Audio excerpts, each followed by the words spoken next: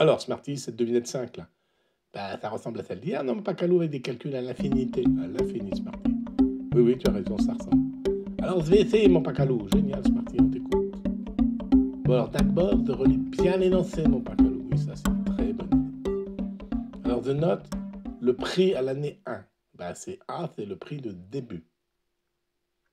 Donc, à l'année 2, puisqu'on enlève 5%, bah, ça sera A1 moins A1 fois 5%. Mais ça, c'est 1 moins 0,05, donc ça fait 0,95. Donc à l'année A2, bah, le prix vaudra 0,95% de A1. Oui, très bien vu ça, Smarty. Ben, l'année A3, de prendre le tarif de A2 et de lui faire encore le 1 moins 0,05 là. Donc c'est remultiplié par 95%. Oui, oui, tu bafouilles un peu là quand même, hein. Oui, parce que c'est pas simple quand même les maths, hein. Donc ça me donne 0,95 fois 0,95 fois 1. Donc c'est 0,95 fois 0,95 et 0,95 au carré fois 1, mon pacalou. Oui, très bien. Et puis à 4, c'est A3 fois 95%, donc c'est 0,95 fois 0,95 au carré fois 1. Et donc ça me donne 0,95 au cube fois 1. Oui, très très bien. Tu connais la formule de multiplication des puissances. C'est très bien, Smarty. Et puis si je continue à 5, bah, c'est 95% de A4, c'est-à-dire 95% de 0,95 au cube de A. Et bien 2 rajoute et ça fait 0,95 à la puissance 4 de A, mon pacalou. Oui, Smarty, très bien.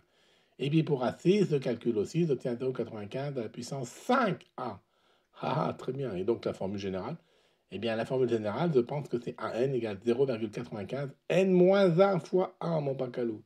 Très bien, on a une formule par récurrence. Ici, on a AN qui est égal à 1 moins R valant 5%, à la puissance n-1 fois A. Voilà une belle formule de récurrence. C'est très bien vu, Smarty, très bien vu. Puis c'est facile à retrouver après les autres exercices plus tendus, hein. Oui, Smarty, bravo.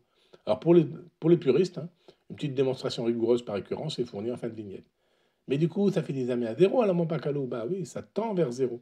Parce que quand 0,95 à la puissance 1, à la puissance 2, à la puissance 3, etc., on calcule, on voit que ça se rapproche énormément de zéro. Mais ça sera jamais zéro. Sauf à l'infini, une infinité d'années, une éternité. Ah bah ça c'est long, mon Pacalo, l'éternité. Oui, oui, surtout vers la fin, comme disait Woody Allen. Bon allez, c'est tout pour aujourd'hui. Rendez-vous demain pour la dernière vignette de la semaine. C'est hâte, mon Pacalo, c'est hâte. Alors pour ceux qui voulaient voir la démonstration de cette formule, on va faire par récurrence comme d'habitude. On va d'abord calculer pour n égale 1. Alors pour n égale 1, A1 vaut 1 par définition. Et si j'applique la formule, ça me fait 1 moins r à la puissance 1 moins 1 fois 1. 1 moins 1, c'est 0, et un nombre non nul à la puissance 0, c'est 1. Donc il me reste 1 fois A, c'est-à-dire A. Donc c'est vrai pour n égale 1.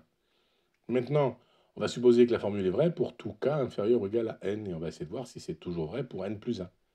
Donc je calcule, AN plus 1, c'est AN que multiplie 1 moins R, par définition de l'exercice.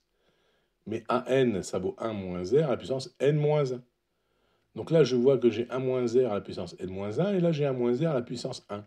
Donc je peux additionner les puissances, ça fait 1 moins R à la puissance n moins 1 plus 1, c'est-à-dire n fois A.